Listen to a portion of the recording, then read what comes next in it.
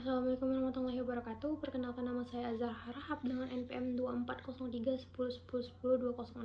Di sini saya akan menjelaskan mengenai apa itu lingkungan, ekologi, dan ekosistem. Lingkungan menurut Undang-Undang Nomor 32 Tahun 2009 adalah kesatuan ruang yang melingkupi benda, daya, keberadaan, dan makhluk hidup. Lingkungan hidup juga mencakup perilaku yang mempengaruhi alam, kelangsungan hidup, dan kesejahteraan manusia serta makhluk hidup lainnya. Ekologi adalah ilmu yang mempelajari mengenai hubungan antara organisme satu dengan yang lainnya, juga organisme dengan lingkungan hidupnya. Sedangkan ekosistem adalah tempat di mana makhluk hidup dan lingkungannya berinteraksi dan membentuk suatu sistem yang terorganisir, yang mana di dalam ekosistem ini ada organisme hidup yang mana isinya adalah hewan, tumbuhan, dan juga mikroorganisme yang berinteraksi dengan unsur-unsur alam lainnya seperti air, tanah, dan udara, juga sinar matahari. Pada hakikatnya dapat kita lebih sederhananya, lingkungan adalah ruang tempat di mana makhluk hidup berada. Ekologi adalah ilmu yang mempelajari hubungan tersebut, dan ekosistem adalah sistem interaksi antar organisme dan lingkungan mereka. Lalu saya akan menjelaskan mengenai asas dalam perlindungan dan pengelolaan lingkungan hidup. Asas dalam perlindungan dan pengelolaan lingkungan hidup terdapat pada Undang-Undang Nomor 32 Tahun 2009. Terdapat 14 asas di dalamnya. Yang pertama, asas tanggung jawab negara, asas kelestarian dan keberlanjutan, asas keserasian dan keseimbangan, asas keterpaduan, asas kemanfaatan, asas kehati-hatian, asas keadilan, asas ekoregion, asas keanekaragaman hayati, asas pencemaran membayar, asas partisipasi, asas kearifan lokal, asas tata kelola pemerintahan yang baik, dan asas otonomi daerah. Selanjutnya, tujuan dari perlindungan dan pengelolaan lingkungan hidup. Perlindungan dan pengelolaan lingkungan hidup itu bertujuan cukup banyak dan juga terjabar dalam Undang-Undang Nomor 32 Tahun 2009. Namun pada hakikatnya tujuan dari perlindungan dan pengelolaan lingkungan hidup ini adalah untuk melindungi wilayah negara Republik Indonesia dari pencemaran dan kerusakan lingkungan hidup, menjamin keselamatan kesehatan manusia, lalu menjamin kelangsungan kehidupan makhluk hidup dan menjaga ekosistem, mencapai kelestarian fungsi, juga menjamin terpenuhinya keadilan generasi sekarang dan generasi yang akan datang, lalu menjamin pemenuhannya hak asasi manusia, juga mengetahui bagaimana mengendalikan pemanfaatan sumber daya alam secara bijaksana, lalu mewujudkan pembangunan berkelanjutan, juga mengantisipasi isu lingkungan global yang akan terjadi ke depannya. Lalu mengenai bagaimanakah regulasi hukum lingkungan di Indonesia dalam perencanaan pemanfaatan, perlindungan, dan pengelolaan lingkungan hidup. Hal ini dapat kita lihat dalam Undang-Undang Nomor 32 Tahun 2009. Pada dasarnya dalam hal tersebut pada pasal 7 dikatakan bahwasanya perencanaan perlindungan dan pengelolaan lingkungan hidup itu dilaksanakan melalui tahapan, yaitu inventarisasi lingkungan hidup, penetapan wilayah ekoregion, dan penyusunan RPPLH.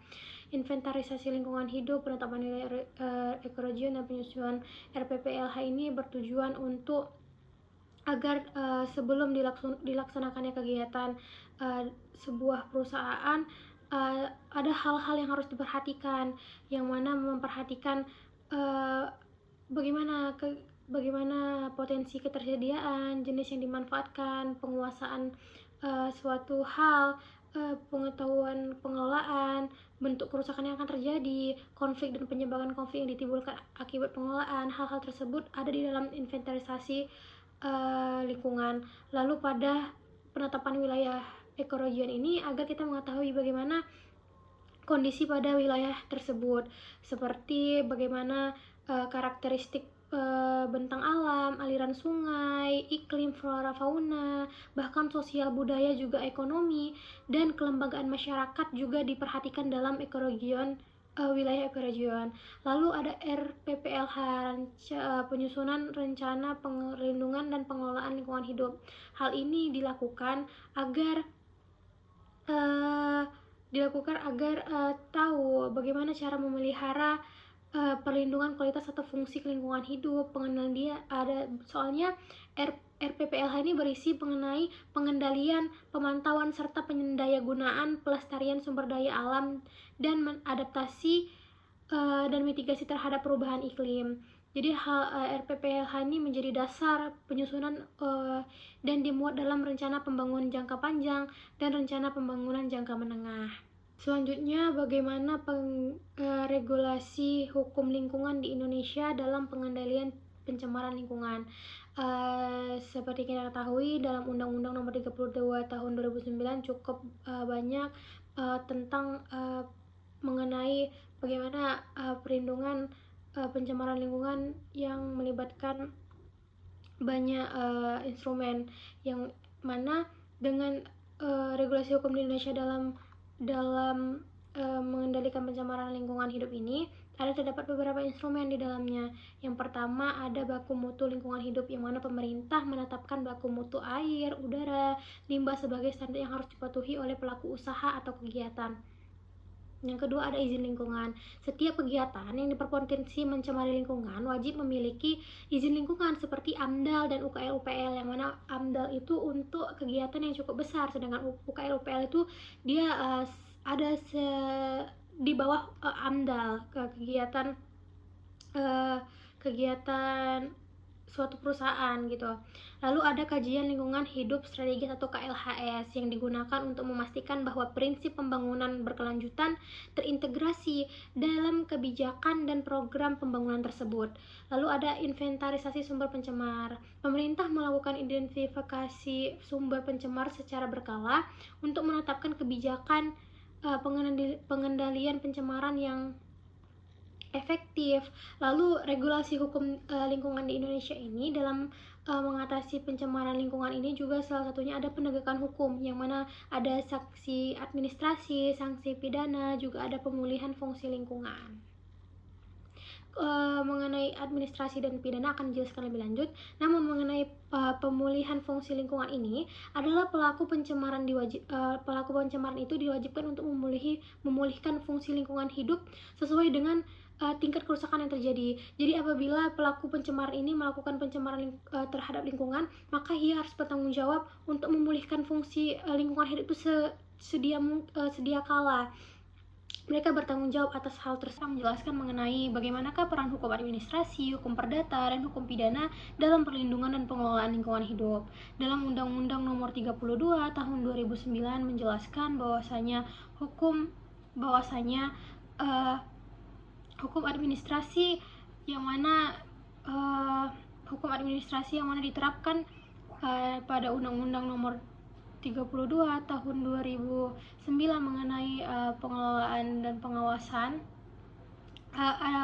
berisi mengenai bahwasanya hukum administrasi ini dijalankan oleh menteri, gubernur yang berwenang, yang mana penjabat pengawas lingkungan hidup yang berwenang melakukan pemantauan, meminta keterangan, membuat salinan dokumen, memasuki tempat tertentu, memotret, membuat rekaman audiovisual, memeriksa peralatan, mengambil sampel, dan melakukan banyak hal lainnya, yang mana tugasnya tersebut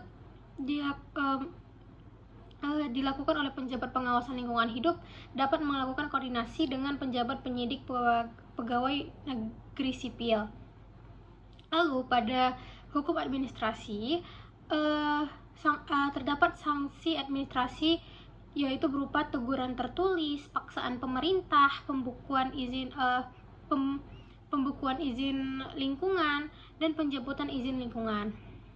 Penyelesaian secara hukum perdata, yang mana penyelesaian secara hukum perdata ini ditempuh melalui pengadilan atau di luar pengadilan, yang mana dilakukan secara mediasi. Seperti yang kita ketahui, hukum perdata ini mengatur tentang tanggung jawab yang mutlak, di mana pihak yang menyebabkan pencemaran dapat diminta pertanggungjawaban tanpa perlu membuktikan kesalahan. Ini memungkinkan masyarakat untuk mengajukan gugatan terhadap pelanggaran yang merusak lingkungan.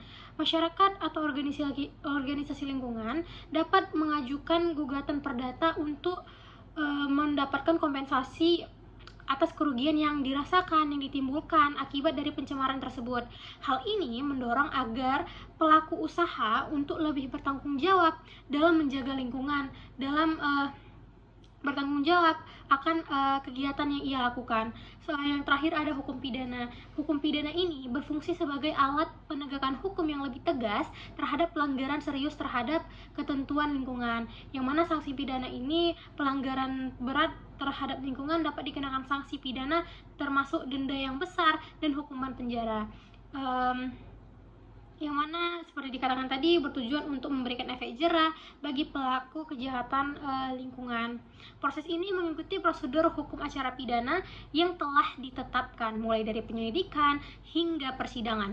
Penegakan hukum pidana menjadi penting ketika dampak pencemaran sangat signifikan dan mengancam kesehatan masyarakat serta kelestarian lingkungan.